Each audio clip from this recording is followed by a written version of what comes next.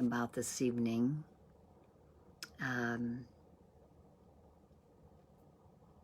always trying to blend difficult emotions with joy, or what happens with our suffering, and how do we see it clearly, and how being with suffering is actually a quest for knowing, or a returning to wholeness. So part of my thinking in this conversation tonight is around returning to wholeness, and also seeing more clearly our sense of self, or our empty sense of self. I know that's a lot to carry on about, but in the classical framing of the Four Noble Truths, that in life there's suffering, the end of suffering is possible, that there are causes and conditions, and they're the roots for the arising of the suffering, and the Eightfold Path is the way to end the suffering. And it's a kind of fundamental understanding that's held throughout all of the various sects of Buddhism. And for a lot of people, they've been truths that they've memorized or reeled off, sort of like I just did. And in the classic sort of framing of the Four Noble Truths, it's valuable. And you've heard me talk a little before, though, about the importance of being able to live the Four Noble Truths, make them alive for us. And some teachers have been developing, a framing that focuses on how the Four Noble Truths can be supportive truths to live by, more than just memorized. And I was reading recently, I don't know how many of you might get the tricycle daily emails. Reverend Kiryu Lin Shute is one of the teachers who contributes. And I really found her article fascinating, that was in one of the recent emails that I got. She is one of those people who has begun to reframe, and she calls them engaged Four Noble Truths.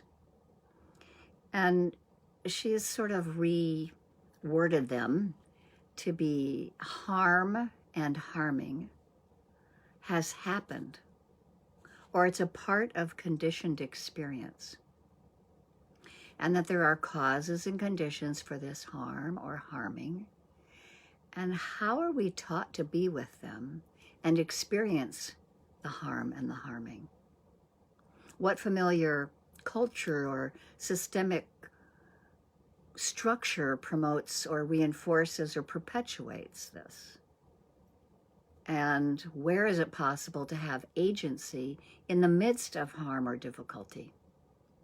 Conditions can change, and we can be a part of that. So how can we be agents of change? And that the Eightfold Path supports or empowers us. And how do we practice actively engaging with the 8 aspects as a way to restore? And so when she focused on the first engaged noble truth, that we can frame it as the net of wholeness. I really like that. Investigation is the practice that happens in the first noble truth, which is what happens when we're sitting. We are seeing over and over again what is really true in that moment, and it's arising, and we can investigate. And so we begin our investigation of this sort of engaged Four Noble Truths with the understanding that being aware of and pointing toward, or being with dukkha, being with suffering, is really a quest of knowing, returning, and practicing to gain confidence in wholeness, returning to our wholeness. And so we're asked to look at and be aware of what and how the what and how of dukkha that we're seeing clearly whenever we can wake up to that moment. What is it? How has it arisen? And so the perspective we're viewing this from is important, as this practice isn't meant to overwhelm us with our own suffering or the suffering around us. There's a poem by Audre Lorde. It's really simple. It's called Need, a Chorale for Black Woman Voices. How much of this truth can I bear to see and still live unblinded? How much of this pain can I use? I'm going to say that again. How much of this truth can I bear to see and still live unblinded? How much of this pain can I use? This is a great poem to point toward the question, how do we not turn away from suffering? How can we practice in a way so that we don't feel overwhelmed when we realize that it's about wanting a sense of wholeness rather than something being wrong? It's a wanting, we're embracing it as wanting a sense of wholeness rather than separating ourselves and, saying that something is wrong. And hurt and harm point to where and how wholeness has been broken, disrupted, or torn. And in the commentaries describing dukkha, it's talked about a lot with a metaphor, some of you have probably heard this, about the axle that doesn't fully fit the spokes of the wheel. So the wheel doesn't turn smoothly. Dukkha is when things are not flowing smoothly. That's why we see that representation of Buddhism as the wheel. When we're seeking a wheel that turns smoothly, we're actually wanting to return to wholeness. There's a story about the Buddha when he was young that serves as a teaching about wholeness, as an innate sense. It was a busy spring day. He was with his father. His father, the king, went to his kingdom's farm to help with the spring planting. That's a nice idea right there, to think that the king is going out to help with the spring planting. And he's taking his boy along with him. And it was very busy, and the Buddha had attendants with him. Towards the afternoon, there was a moment when the attendants had gone off to be with the farmers. And the Buddha, who was Sakyamuni, he was Sakyamuni Buddha, he found himself sitting under a rose apple tree. I will diverge to say that rose apples are absolutely delicious. If you've ever been to Maui or any tropical island, a rose apple is the most subtle tasting fruit that tastes something between an apple and the sort of smell and taste of a rose. But anyway, he found himself under a rose apple tree, and he sat there in the shade on a hot day, and he realized that he had a sense of completeness as a young child, a sense of wholeness, and that everything was well and okay. And in some teachings, it's said that this is one of the things that he remembered as he sat in his enlightenment. And you can read it in a few places where he's in the turmoil of Mara and the difficulties of his mind continuing to plague him. And he just takes a moment and he remembers the innocence of when he was this young child sitting under the tree, feeling whole and content.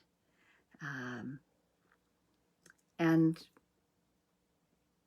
he remembered it during his enlightenment. And this leads me to thinking more about how we see our sense of self, and how when we shift our attention from thoughts to feelings and let identity just arise into consciousness, that sense of self diminishes.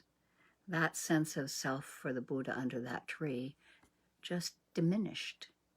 And as we embrace impermanence, we can actually bring more compassion to life. Sometimes as Buddhists, we can develop an orientation that somehow we need to go beyond our sense of self or get rid of it. But I'd say that the process is more about discovering through inquiry how the sense of self arises. And one way we can recognize the experience of a sense of self is in those moments when we feel like a button is being pressed. I know we can probably find this fairly often in our lives. So we come into contact with something and this automatic reaction arises. There's a story of another teacher whose name is Laura Bridgman. She was for quite some time a resident at Amaravati and Chithurst in England monasteries. And she was a nun under the guidance of Ajahn Sumedho and Ajahn Sucitto. And she left the monastic tradition in 2015, and she's at Gaia House now, which is a wonderful place in England. But I read something from her where she was mentioning being a resident there. She was practicing. She's also actually a student of Sayadaw U Tejaniya, who you hear me mention quite a bit. But she tells the story about a few years ago when she was on retreat in Burma, and she was at the monastery of Sayadaw U Tejaniyas. Sayadaw means teacher, by the way, and Tejaniya is his Pali name. And as the abbot of the monastery, he invites a practice that's a little bit different from other monasteries in Burma and other monasteries across Asia. He doesn't generally control the external circumstances. You know, you don't have to be in noble silence. You don't have to sit in the hall for certain amounts of time. There isn't really a schedule. There isn't a requirement not to speak. And so he invites yogis to notice what happens on contact. So here's our daily life practice. Notice what happens when the senses meet contact. What moves in our minds emotionally, wherein we're in contact with different conditions that are arising. And in one particular incident, she mentions that she was sitting in meditation in an open marble villa within the grounds of the monastery. It was actually a mausoleum to the teacher Shui Min Sayadaw, who founded the monastery. And so it had open walls with pillars and 3 sides and steps leading up to it. And she was leaning against one of the pillars in the heat of the afternoon, and I'm sure it was very hot. The marble was nice and cool, and she was beginning to settle into meditation when 2 men came up and sat on the steps and started a conversation. And her attention gravitated toward the sound of their talking, and, you know, of course, there goes the button. She felt disturbed. And she knew enough about the practice by this time that the experience of their voices wasn't the thing that was actually disturbing her. It was her irritation and reaction to the sound that was disturbing her. So she decided to turn her attention to the feeling of irritation, and that's what we can do when we get our buttons pushed somehow. And rather than blaming the people that are disturbing us, we actually turn our attention toward the feeling of agitation that's arising, and, you know, feeling the agitation in the mind. And we can shift our attention from ideas and thoughts. Why don't they shut up? Or why are they talking? And why don't they go meditate? To feeling in the mind accompanying those thoughts. And it's almost as if the thoughts that have anger or irritation have a particular feeling tone that's quite distinct from the feeling tone of sad thoughts or the feeling tone of joyful thoughts. Of course, the agitation isn't a pleasant feeling to be with, but it takes a while to open, to receive and allow and not judge and let it be what it is, to create a kind of space or a non-reaction to the reaction. And eventually the mind can start to settle. And in her case, even though the people were still talking, she said she could feel a little more equanimity with the experience of the sound. But then her attention got caught again because they started to talk about the monastery that she used to live in at Amaravati. And they were talking about the particular monks and nuns there, and also talking about her teacher, Ajahn Sumedho. So then she noticed her attention was captured and drawn out again, and the reaction reignited because she didn't agree with what they were saying. And again, she reported that she just turned her attention away from her opinions to the feeling in the mind. So away from the papancha chattering mind to the actual feeling in the mind, the reactive agitation. Looking at this ourselves when the mind is steadied in being with a reaction, we can start to inquire into the thoughts themselves. Like she asked herself, what am I telling myself that's making me feel annoyed with what they're saying? And then she noticed the phrase of identification coming up, my monastery. They were talking about her monastery and her teacher. And suddenly she realized that there was, that was kind of ironic.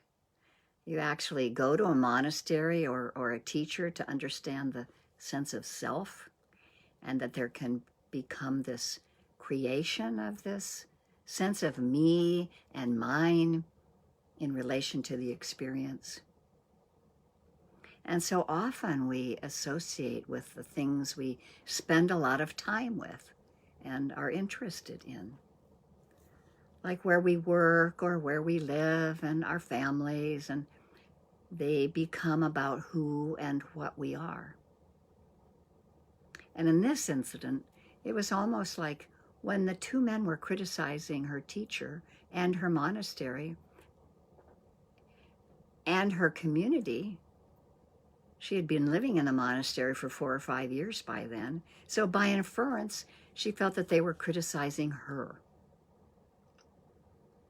And because she was on retreat and in this process of noticing the movements of the mind, rather than being completely in them, she could see the reaction arising rather than being taken into it.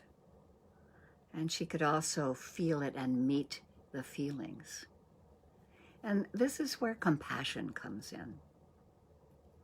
The simple beginnings of compassion are like a quality of being with, or letting be. And in this case, that meant letting the agitation be and letting the identity arise into consciousness in order to see it more fully. So we also learn about our sense of self that arises in this process. And when we meditate, or when we've been on a retreat, or, sometimes after a few days of sitting, we can feel this sense of landing where we are, a sense of settling, a sense of wholeness. It's like we find our center, and we can rest in our center.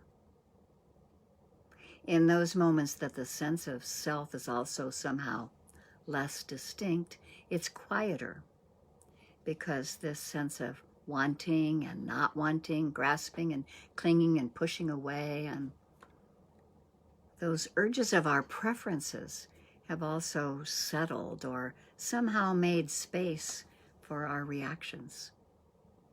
And we don't buy into them or fuel them in the usual way. By contemplating our sense of craving and grasping that we can do when we're meditating, and we can do it in daily life too, while people come and go through our lives, while we do things through our lives, we can find a way to be with it rather than in it. And then the sense of self also diminishes.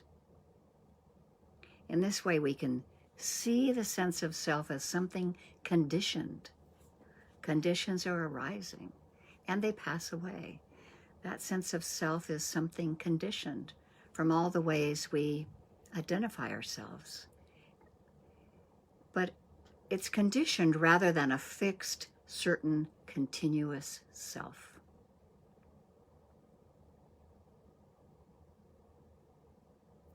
So I'd like for us to just take a moment to let the eyes close and cultivate a sense of subtleness, stillness, as if we were sitting under that rose apple tree that I mentioned before, or whatever it is for yourself. Maybe it's under a tree you remember from your childhood, or by a lake. Wherever it is for you that brings up a sense of wholeness, of completeness. And let's just take a few deep breaths there.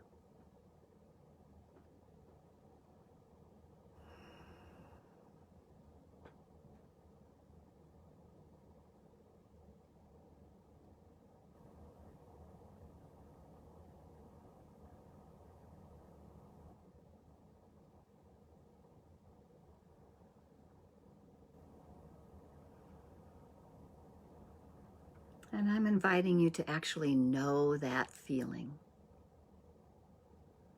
See if you can center it in the spot within your actual physical body, or posture, or the breath. Somewhere that's visceral.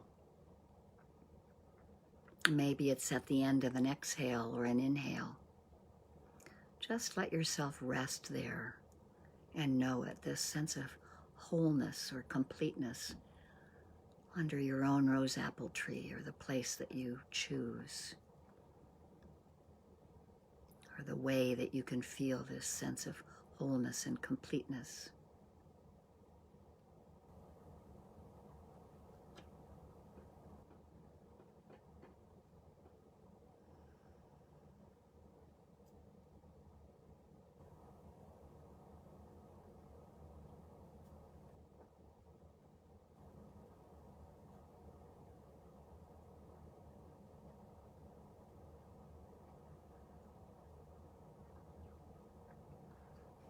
And then begin to open your eyes at your own pace. And just know that this is a place that we can return to at any point to really know our innate sense of wholeness. And if we start from this knowledge of wholeness as already possible, returning to wholeness, like coming back to that point in the body or the breath, is a supportive way to frame how we can aim our practice.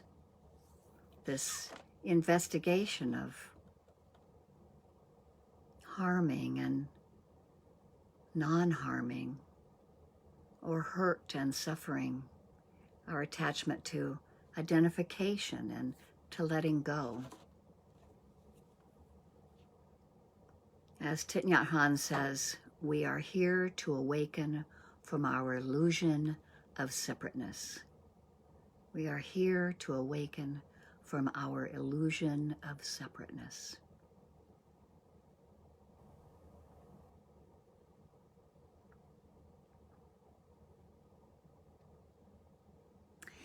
And I think that I will end with something that I was reading today in Sabine Selassie's book, You Belong. Sabine Selassie. It's a really good book, but this little section, let me see. Oh, I backed up from where I was. Let me see where I was.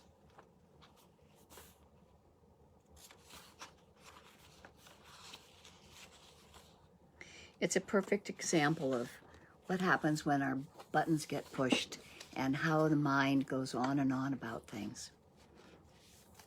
She says, as I finish writing this book, I am in a cabin in upstate New York.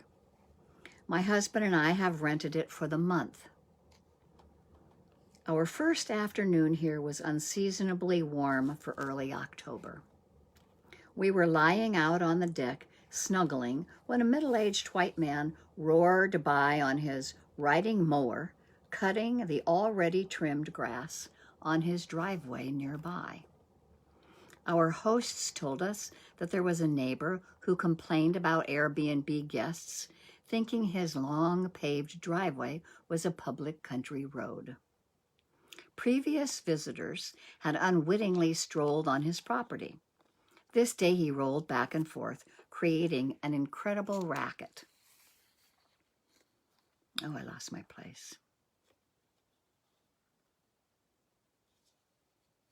While peering at us through the thin spread of trees, I interpreted this as a warning. A few times I tried to wave at him to no response. I tried to feel I don't belong. I started to feel I don't belong. And there's no reason why I should feel I don't belong here. Yet here I am, later that night, worrying that this white rural neighbor is looking in the large, beautiful windows of our little cabin. When I let the worry proliferate, I feared for my safety. Maybe all the neighbors around don't want us here. If not because of my race, then because of the fact that we are from the city. We can afford Airbnb. This is not a rich town. They see many people from the city, often wealthier than them, using their communities as a vacation playground. We are interlopers on this land. Then I started to become indignant.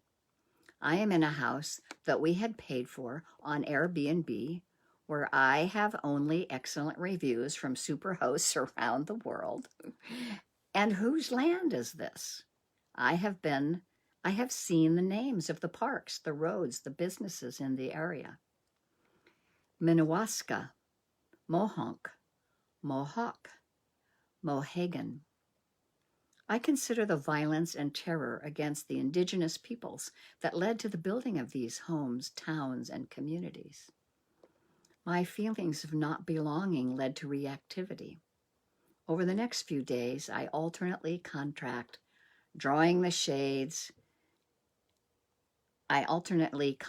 Contract, drawing the shades at night, not wanting to play music outside on the deck, and contort, become once again enraged and defiant about the mowing man, whom I have not seen again. I spin in the vortex of separation. One morning, sitting outside sipping tea, I remember a moment not too long ago after my third and most grave cancer diagnosis, when I sat at the top of a mountain in South Africa, not knowing if I would live much longer. Having completed a Kuan Yin ceremony with the group, I felt at one and at peace with absolutely everything. I watched hawks circle, heard baboons shrieking, and felt the sun on my skin. I smelled the fresh wetness of the rocks, still damp from the flashes of rain earlier in the day. Rocks are people. I am people.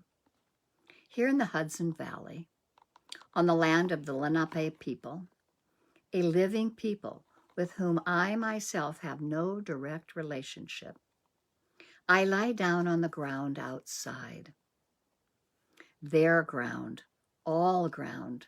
I look up at the sky, the same sky from South Africa. I watch the trees, the clouds, the spiny falling leaves. I see birds. Smaller birds fly low, scattered below the blue above.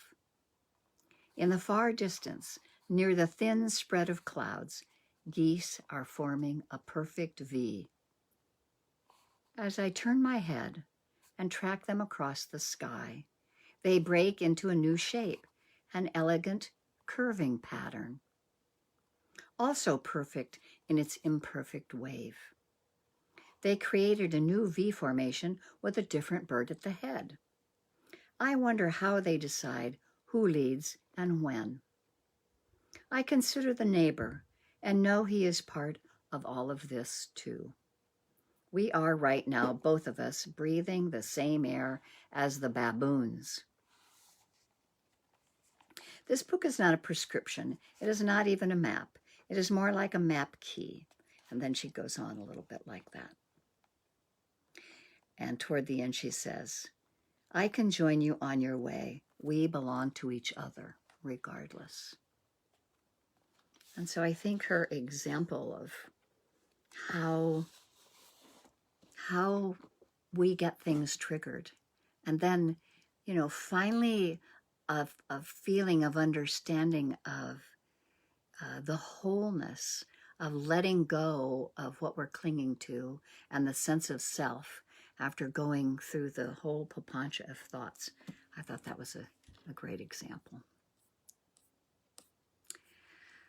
So with that thought of returning to wholeness and also noticing, how does that wholeness include our grasping and clinging, or letting go and seeing the sense of self as empty, and not something rigid to hang on to. Letting go sometimes of our beliefs and opinions can certainly lighten the load of that first noble truth of understanding that harm occurs, and it's happened, and it's part of conditioned existence, causes and conditions.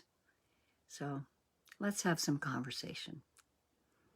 I'll stop being so teacherly-like.